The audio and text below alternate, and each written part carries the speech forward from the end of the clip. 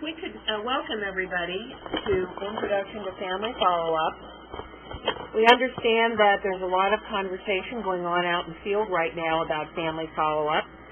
So we've adjusted the curriculum just a little bit to kind of go back to basics and provide an introduction for those who may be new to these training calls. For those of you who have been with us throughout the last few months, this will be a good refresher, and maybe you'll learn a few new things as well. Our agenda this afternoon is to talk about family follow-up in general, what it is, and how it fits into the casework cycle. We're going to review some basic guidance that we at National Headquarters have developed and talk a little bit about that. We're going to talk about documentation, and we'll specifically talk about how to do that in the case management system through the self-service application. We'll also review some resources for you. We'll do a little summary. If we have time, we'll do a role play of a telephone call, and then we'll open the hour up to some questions and answers. So the first thing we're going to look at is the casework continuum. This is kind of a big picture, graphic rendition of what is involved in a typical SAF case. And when I say typical SAF case, I'm referring that for the large percentage of time, these will be cases involving emergency communication. But whether the case involves a message or not, this casework continuum pretty much covers how a case moves forward from the moment a call comes in to the Emergency Communications Center until the chapter or station closes the loop. So let's take a look at some of the roles and responsibilities as they're pictured on this continuum. You'll see on the left that the SAF Center takes most of the client calls. Our Emergency Communications Center is effectively the voice of the Red Cross to our clients. We have one center.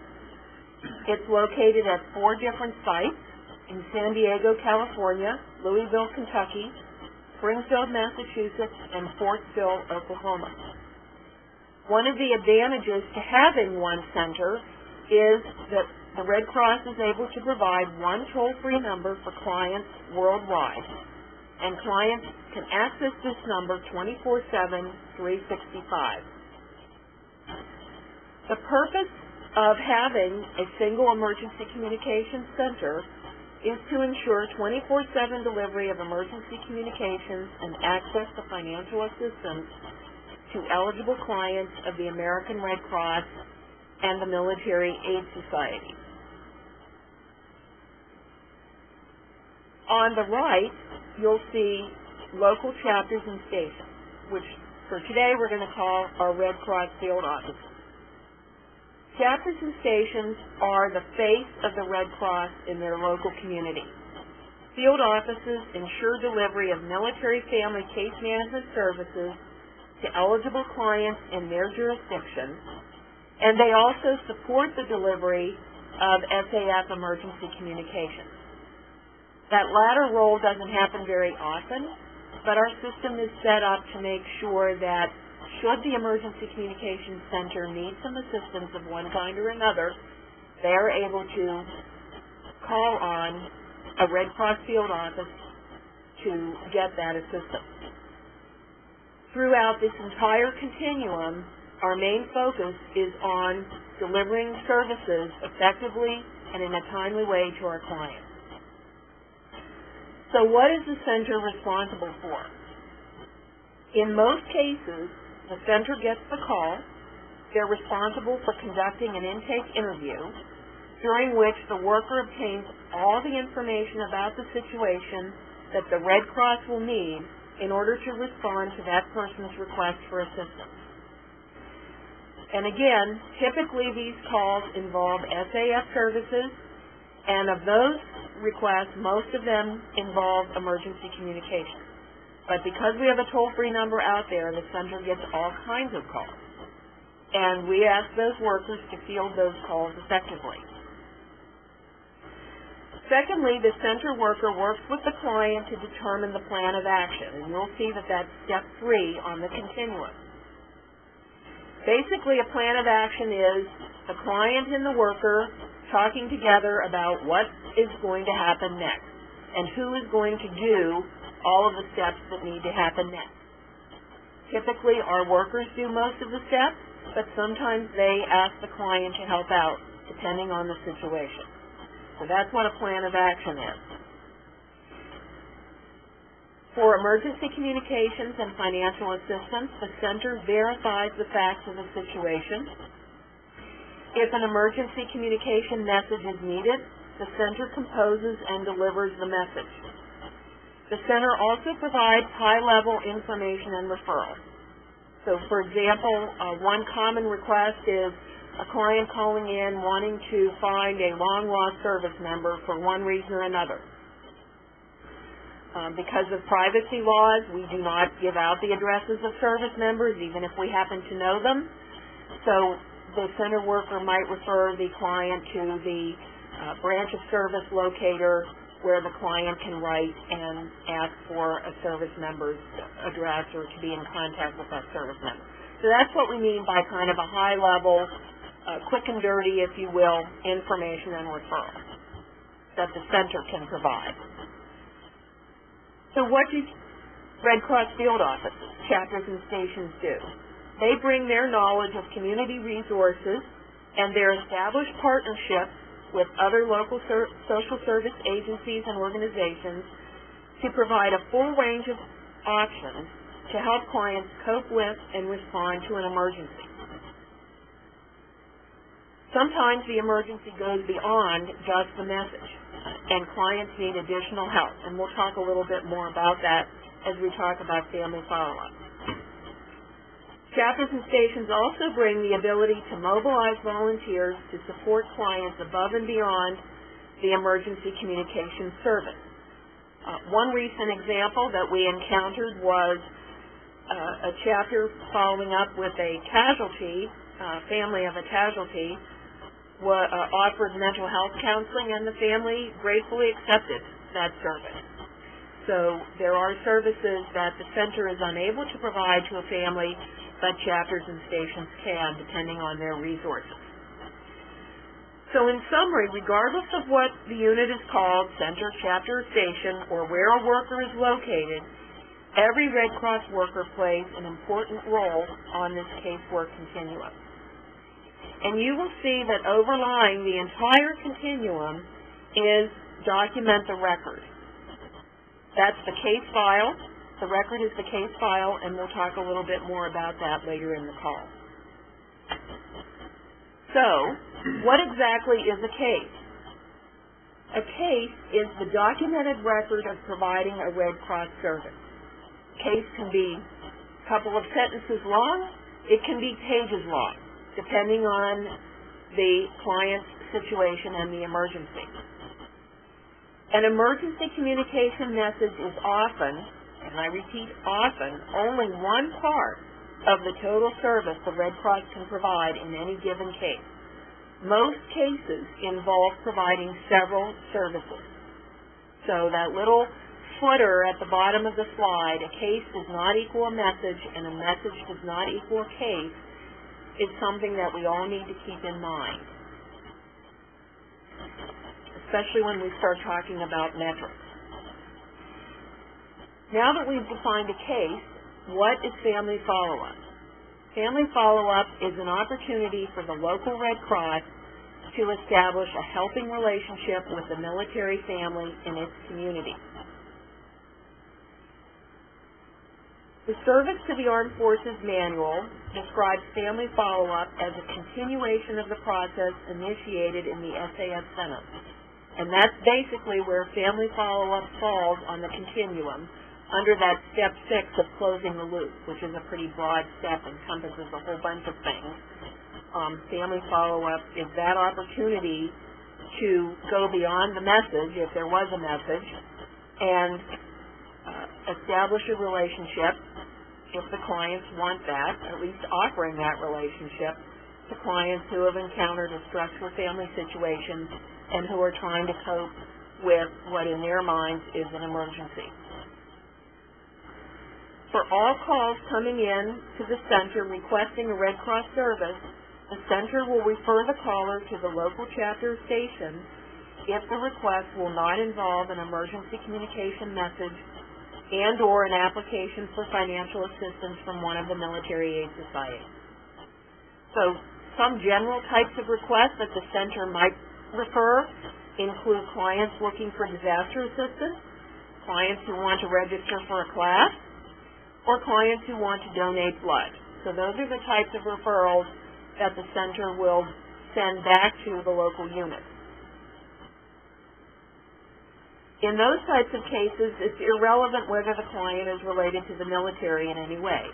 However, if the client is a military client, the center will open a case and will dispatch that case back to the chapter or station.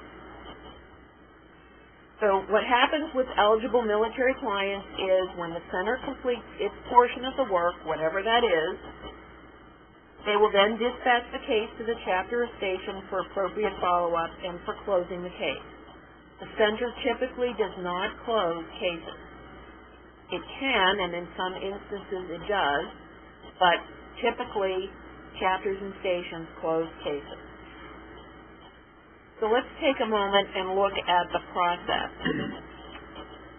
This is a flow chart that illustrates, beginning in the upper left-hand corner, what happens when that call first comes into the Emergency Communications Center. I'm not going to review the whole flow chart in detail. The important thing to note are all of those, one on my chart, are green boxes towards the center right. So you'll see that when the case comes into the chapter or station queue, within 72 hours, and that's a guideline, we'll talk a little bit more about that in a moment, the chapter or station needs to review the case and determine what action it needs to take.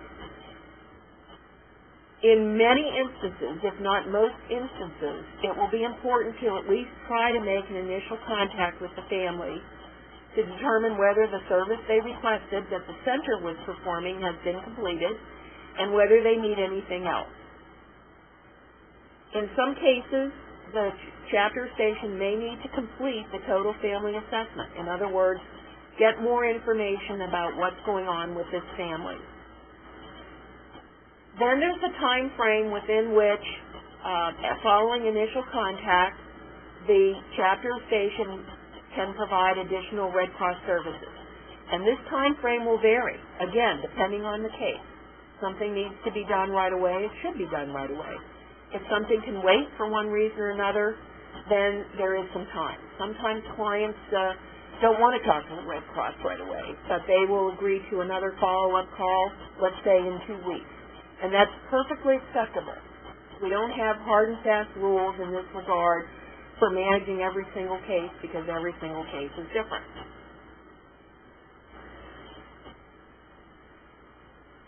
If you spot a problem, don't hesitate to pick up the phone and call.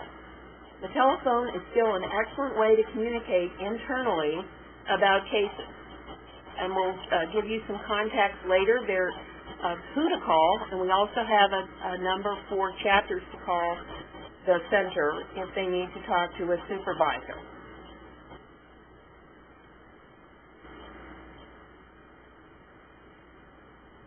I think I've covered most of the chart here, and we'll talk a little bit more about some of these items as we move forward. So let's look now at how to add a service in the case management system, because documenting what you do is very important for two reasons. One is the case management system provides a means for anybody who needs to look at a case for a reason related to working that case can see what has been done and what needs to be done. So it's important the case notes be included in a very timely way. That's part of documenting the record. Another reason for documentation and today specifically we'll talk about adding services, is that if you don't document the service that you've provided, those services will not show up on your report. It's one reason why those of you who have called in and spoken to Dorothy about a situation will inevitably get the question, have you created a case? No is not a good answer. And the reason for that is, if you have spent anywhere from 10 minutes to 10 hours working with a client and you don't create a case and document what you've done, that case will never show up in your unit's reports. And you will have not essentially gotten credit for all that work you've done. And the same principle holds true as you look at the self-service screen in front of you. So part of the case review is to check for your services that your unit should have.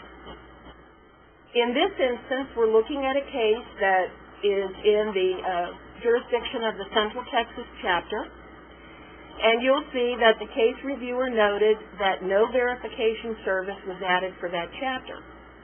When the worker read the case record, which you can't see here, but it would be under history there in the lower left-hand corner, the worker would have realized that the center called, let's say, a hospital in the Central Texas chapter jurisdiction and obtained a verification. Well, that service was provided on behalf of the Central Texas chapter, and that service should be documented in this case so that it shows up on that chapter's reports for services provided in their community. So we're going to click on, and you will notice, before we move on, you'll notice that the emergency communication service was provided by our staff in Arifjan, Kuwait. So now we're going to click on Add Service and move to the next slide. And now we're going to be prepared to add a service. You'll see that a new section cropped up called Add New Services. And the first service listed in the drop-down menu is Emergency Communication. An emergency communication service is defined as delivering a message to an eligible recipient. Most emergency communication services are performed by the center or by Red Cross staff at forward locations, for example, Kuwait, Afghanistan, and Djibouti, and by some stations. Chapters rarely provide emergency communication services. In order to add the service on behalf of a chapter, your chapter must actually deliver the message to an eligible recipient, and that rarely happens. So, on the local level, as you work with your caseworkers who are using self-service, you need to encourage them to actually open that drop-down menu in order to select the correct service that they are performing on behalf of their unit. Let's take a look at the second item under Add New Services, the servicing site. The default is the American Red Cross of Central Texas. If you, as a caseworker, work cases only for one site, that is, let's say your chapter or your station, you will only have one site available when you log into self-service. If you are a coordinator, manager, whatever your title is, and you have the ability to work cases for several different sites, several different chapters, you will have those options listed here under Servicing Site so that you can choose the correct servicing site for which you're adding a service. Okay, so let's move on. So now we're going to select the service to add. So we open the drop-down menu. We highlight verification because we want to be sure to go back and capture that service that was provided. And then we can move to the next slide. You will see that once you've highlighted verification and clicked on it, that a record of that service comes up under services. So the verification services verification was provided by the American Red Cross of Central Texas. Now we have another service to add because this worker has completed her family follow-up service. So we're going to click Add Service again. Next slide, please.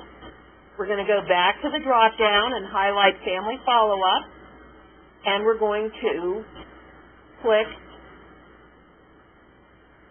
and it will go on. Yep, click, and it will show up again as under Services as Family Follow-up.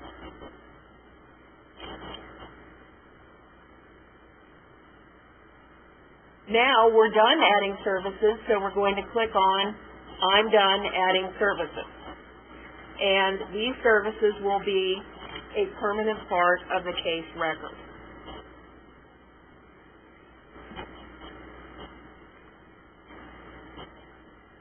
At this point, the worker should close the case.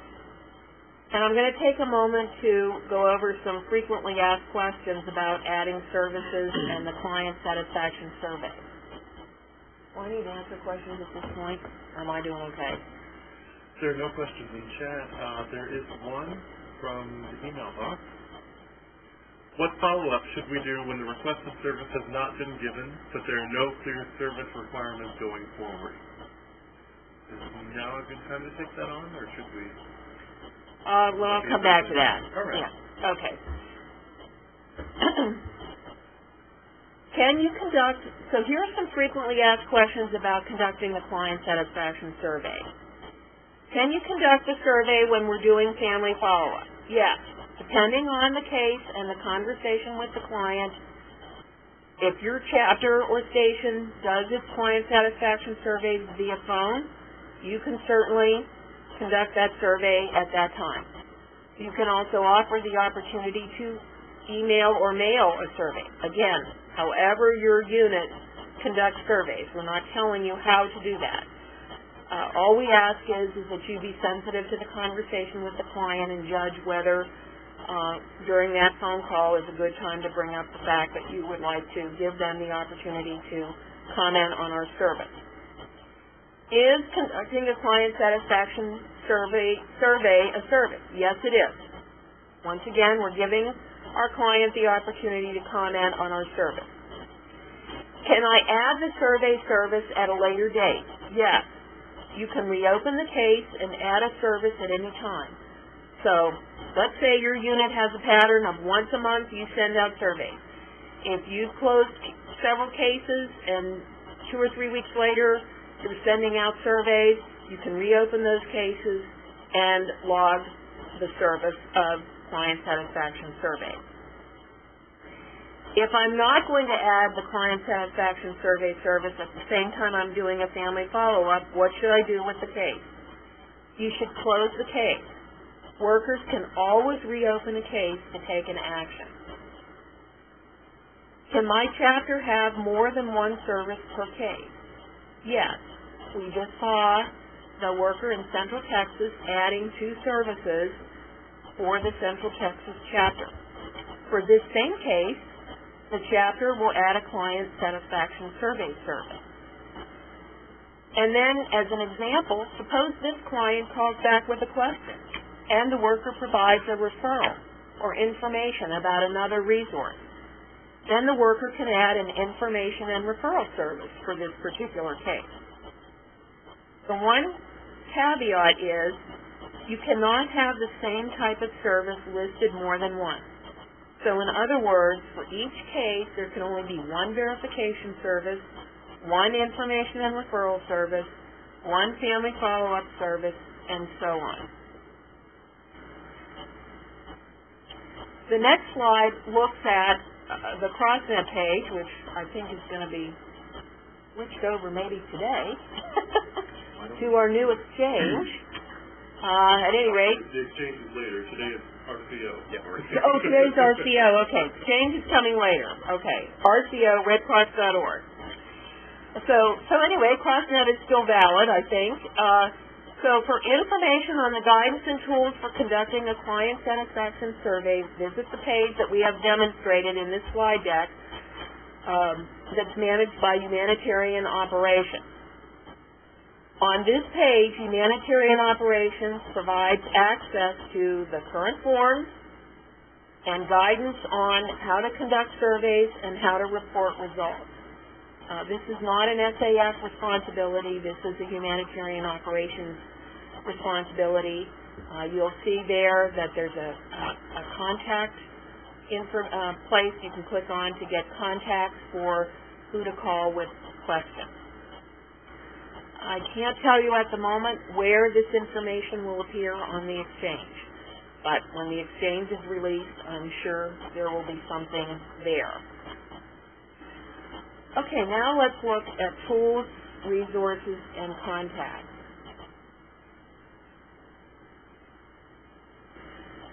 The first tool that I want to refer you to is the Service to the Armed Forces Manual. Chapter 3 is a high-level overview of services primarily provided by local Red Cross field offices. There's an explanation of family follow-up in there, as well as an explanation of some typical types of situations that clients might be referred to a chapter or station to receive. So that's kind of a general guidance document. It's not designed as a primer. It's not a how-to. It gives you or program managers or executives a high-level overview, but it also gives direct service workers examples of specific types of situations and what you might want to do in response to those situations. So I'm going to talk a little bit more about that manual in terms of some of the steps on the casework continuum, because we are asking you to review the case. That means actually read the case record. And we're asking you to look for specific things. So one of the things you'll be looking at is the intake done by the center worker when they answer the phone. And one place you may want to look for some information, if you need it, is Chapter 4 of the Service to the Armed Forces Manual. Chapter 4 contains what the center workers know as core questions. We're still tinkering with those questions, but basically those are the basic questions that every center worker should be asking a client when they expect that that client's situation will end up as an SAF case. We also talk about the emergency. What is the emergency? And there's a big section in Chapter 4 on the types of emergencies that the Red Cross will send messages on. Those types begin on page 59 and they go on for several pages. You don't need to know all of those things. What's really important is that you know that they're there, so that if you see something a little out of the ordinary in the case record, either in terms of the situation that's being presented by the client or the way a client's request was handled, that section in Chapter 4 is a good place to go to get an idea of what the center worker might have been looking at to guide them through that intake process. And finally, another common question that might come up when you talk to a family during family follow-up are some questions about family relationships and eligibility for service. So again in Chapter 4, beginning on page 48 and going through page 51, there's a lengthy discussion of who's eligible for service and what kind of service, and this is specifically related to emergency communications, not any other service, not financial assistance or information and referral, specifically related to emergency communications. Talking about what kinds of family relationships, and those are based on military regulations, and the eligibility for service, and the kinds of things that the center workers are going to be thinking about as they listen to and explore with the client's situation. So becoming familiar with those sections can help you when you review a case, and it can certainly maybe help you answer some questions or be prepared for questions from the client. And again, I want to emphasize, we don't expect every caseworker out there to know this intimately. It's a resource for you to help you as you review the case record. Another very important component of a case record that a client may ask about is verification. Why are you asking questions, and why do you need to call somebody to check out my story? It's a question that center workers often get, and you may get it also. The American Red Cross is the only organization that provides verified reports to the U.S. military. That's what military commanders rely on us for. The ultimate lead decision is up to the command, and the command, every branch of service regulation states very clearly that commanders have the discretion to grant leave without a Red Cross message. That many commanders want that Red Cross message for one reason or another. And the American Red Cross does not send a message until it has verified the facts of the emergency, because that's what the military command is looking for. So that is the way to explain that if a client questions why they were asked so many questions or why we needed to talk to the doctor and so forth. You'll also see in Chapter 2 of the Service to the Armed Forces Manual an explanation of how the Red Cross handles confidentiality and protects the privacy of our clients' personal information. This is corporate policy. This is not Service to the Armed Forces policy. And our corporate policy is based on federal and compliance with federal and state law. So it's very important that we assure the clients that we are maintaining confidentiality and that we do so when in our interactions with them.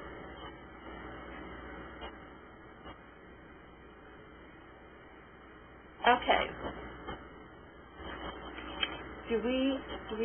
Are there lots of questions? Okay. Do we want to do our role play? Okay. So, Doris, before we go to questions, oh no, I'm sorry. I didn't finish this section. Sorry, Dorothy. I need to go back over a couple things. So we may not have time to do this. Okay, I'm going to ask Ash to bring up our general guidance document. This is a little table. There is a copy on CrossNet, but the better place to go to get the copy we're working from today is the Training and Quality Assurance Neighborhood, because I just updated this the other day, and I haven't had time to get it posted to CrossNet. It's pretty much the same thing as is on CrossNet, but I've streamlined it a little bit. Let me put it that way. So these are guidelines. Within 72 hours of a case entering your chapter's queue or your station's queue, you want to make your initial call to the client or the local point of contact for that case. This is a guideline. Lots of things depend on your local caseload. We know there are chapters out there that have a very heavy caseload. They monitor their chapter queue all day, every day. Other chapters don't have a very heavy caseload. What we're asking is that at least once every 72 hours, you check on your queue, review your cases, and act on them. We talk a little bit in this section about leaving a message on voicemail. We ask you to keep those messages brief by identifying yourself by name, the organization, the Red Cross, and providing contact information and asking the client to return the call. Please do not leave any information about the case itself. You have no way of knowing who is going to be listening to that voicemail message. As much as possible, try to talk to the family directly. We've gotten questions about, well, how many times can we try, and if we aren't successful, can we still record it as a service? The rule of thumb we're currently using is 3 times. If you've made a good faith effort to call 3 times and varied the times of your call so that you try to reach a client in the evening, perhaps on the weekend, because some of our clients have gone back to work and maybe we didn't capture their work phones. Then or you've left messages and no one's returned the call, you can assume that you have offered your family follow-up service. So we talk about that in the next thing, 10 to 14 days after delivery of the initial service. If you need to, and you don't always need to, you can complete your family follow-up at this point. Some clients will say, you know what, I can't talk to you right now. I'm too upset. And on the first call. And you might say, well, can I call you back next week? And they'll say yes. Then you want to be sure you follow up in the time frame that you've agreed to. Again, you want to document any and all attempts at interaction with the client in the case management system via the self-service application. Finally, within 30 days after your initial call, you would want to make sure you give the client an opportunity to comment on our service by sending out the client survey, the client satisfaction survey. On the second page of this guidance are just a few tips to help, especially program managers, look at what their responsibilities are for conducting a family follow-up program. One of the most important things is finding the right staff, and we define staff as employees and volunteers. It's calling up a family who has experienced a death or a serious illness or some other kind of emergency is not an easy thing to do. It takes a special kind of person who can do that, and sometimes even those special kinds of people have certain situations that they have trouble with, and or it takes them a while to become comfortable with that. We all understand that. So you want to look for people who have those skills and resources to do this kind of work. And I think everything else on here I've already covered. So the next resource I'd like to bring to your attention is the Family Follow-Up Checklist. And Ash is bringing that up now. This is a checklist we prepared. It's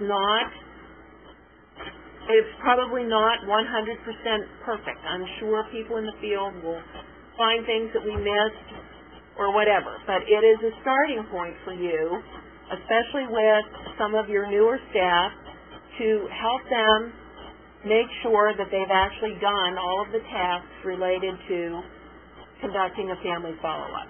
The checklist is divided into 3 sections: accepting the case, and I want to emphasize that point right now. When you log into the case management system, you must accept the case. If you don't accept the case, A, you don't own it. That's O-W-N, you don't own it. And so there's certain actions you are not able to take with that case. And B, it sits in the dispatching worker's work-in-progress bin. So every time the dispatching worker opens their version of the case management system, they see all these cases that they dispatched that are still just sitting there. So, which, if you're doing hundreds of cases a month, that gets a little daunting and upsetting. So at any rate, accept the case and read the entire case record.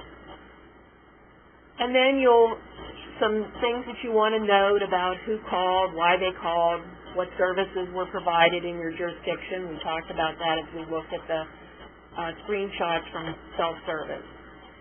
The next section is conducting the phone call. Just some basics about how to conduct the phone call and what kinds of things you want to listen for or ask about, again, depending on the case record that you've reviewed. You want to take notes